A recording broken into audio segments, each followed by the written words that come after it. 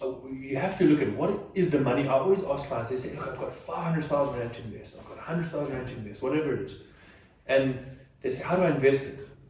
And I sit back and I say, well, if you just had to stop and think for a while, what are you going to do with that money? What's your plan for it? And they say, well, I've got a 1-year-old and I want to make sure that I can pay for their universities. They don't have to rely on us funds and stuff like that, which at the moment you're seeing all the trouble that's come with that. And, those are the conversations you can have. And I can say, well, 17-year time horizon. So we want to invest in a high risk type fund, because that's over the long term. In order time to make it up if things go awry. So you're going to have times, good and bad, whatever, but from start to finish, from year 1 to 18, there's going to be these cycles. But the higher the risk you go, you have to expect to earn a higher return. Otherwise, why would you go into high risk? So the expected return is going to be higher. The risk is that in year 18, when the person needs the money, there's a stock market crash. However, when you get to year 15, 16, you can start tapering down the risk. So that's why financial planning as well as a journey. It's not a once-off. You don't put a plan and it's done. Things change crazy. Every month thing changes. At least see someone yearly, because so much changes in our lives each year. So when we're looking at that kind of example, you just start tapering down the risk bit by bit. In our eyes, the biggest risk is not only what's happening in the market, it's you not hitting your goal. Okay. And it's so interesting. What 2 or 3% for yourself? You said 35 years to retirement. 2 or 3% could essentially mean half or double your retirement. Wow. 2 or 3% per annum compounded. That's essentially what it could do to the numbers. So when is a good time to start? I mean, I wish I had the information you're giving me right now the second I turned 18. Yeah. And from my first job, I was like, you know what, $50 every month is going into savings, and then I want to invest that. In your expert opinion, when is a good time to start financial planning? Like planning for 30, 40, 50 years down the line? Yeah. Look, I would say the second you start working, because now all of a sudden you're not used to earning anything. Now all of a sudden you've got it. Now, the way we like to explain it is we use the river and dam analogy. So essentially, starting with you. So let's use you as the person. You go and you study. You've got your own kind of work ethic. You've got drive. You've got all these different factors that make up you. And that's what we call your human capital. Now, either you're going to go and deploy it for yourself. Now that's starting a business. Or someone's going to pay you to deploy it for them. So now you get this money, and that's your first salary for deploying your human capital. And that flows into what we call the river. Now what goes in the river flows away.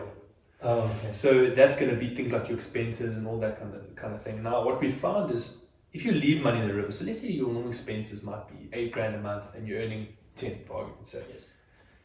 That 2 grand that's left over tends to always flow away somehow, somewhere. There's a concert, there's a new pair of shoes, whatever it is. And this is human nature. You see the money, you're like, so 2 grand left, I'm getting paid tomorrow. It happens, So what we want to say is, let's start creating dams for different purposes. So someone can earn, like I said, 6 grand a month and get good financial planning. The more you earn, obviously the more you're going to be putting away, but if you're earning 100,000 Rand and you're putting away 20%, you're putting away 20 grand. If you're earning 10,000 Rand a month and you're putting away 20%, you're putting away, 2 grand. So, it's all relative. So yes, it is kind of fixed costs, like depending. Everyone is going to have to pay for certain things and that, but at the end of the day, as soon as you start working to kind of get into the habit of paying yourself first, having a debit order come off your account, number one, to protect your human capital, and that's kind of your life policies and income protections and disability plans, stuff like that. And that is so important because your dams are like little puddles. Because you earn one check and you put in $500, your first 500 investments. If something happens to you then, that's all you've got to sustain you for your life. So make sure you protect your human capital. Then the next most important thing is setting up that rainy day fund, that war chest. And the third most important need, I would say, really is your retirement, because compound interest is power. It's not to say that if you're 40 and you haven't started, it's too late. Yes, you're going to have to put in a heck of a lot more than if you had started at 25.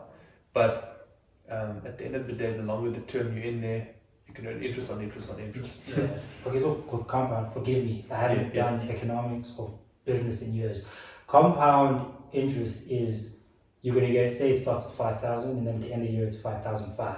So, right. And then at the end of next year, you'll be getting interest on that 5.5. So it adds on to... Yeah, so if you had to think of it like this, first year, that person is earning 10 grand a month, first ever salary, she's putting away 500 rand a month, okay? Now, over that space of that year, the person's put in 6,000, maybe it's been a decent return, and they earn 10% interest, or investment returns. Now that person is sitting on, it's not going to be exactly 6,600 because you wouldn't have had the 10% on each of the amounts. But for argument's sake, let's say they invested in the beginning of the year. They used a portion of their first salary, 6,000 beginning of the year, and sat there for the year. Now it's sitting at 6,600 end of the year, right? Okay. Now, what's going to happen is, if we had to move that money to the far corner, right? Yes. Next year you start, okay, I'm earning more, I can invest 1,000. You're going to earn interest on that new contribution plus on that. So now you push them into a corner. They just that's another year. Into each other. And let's imagine now it's year 40. Okay? You're still earning that 500 that you put there, that's earned interest in year 2 and then interest in year 3. By the time you hit year 40, it's been getting interest on it for 39 years on top of each other. Wow. So it's all of a sudden, a good example is take out a home loan. Look at how much you pay over that term versus the value of the loan you're taking out. Compound interest is that in reverse, except you're paying yourself. Nice. The other way, you're paying the bank. Yes. Okay. So look at that compound interest. It's very interesting. Check out your car, for example. Then that's only over 6 years. Or 5 years, whatever it is. But a home loan is an interesting example because it can be 20 or 30 years. So it can give you a really nice picture. Yeah. And generally speaking, the rate the bank is going to charge you at the moment, prime is like 7%. Expected returns, a lot of the guys use a figure of like 10, 11%. So look at what the bank is going to be charging you, your capital you pay versus the interest. And just imagine that even more so as like the interest you'd be paying.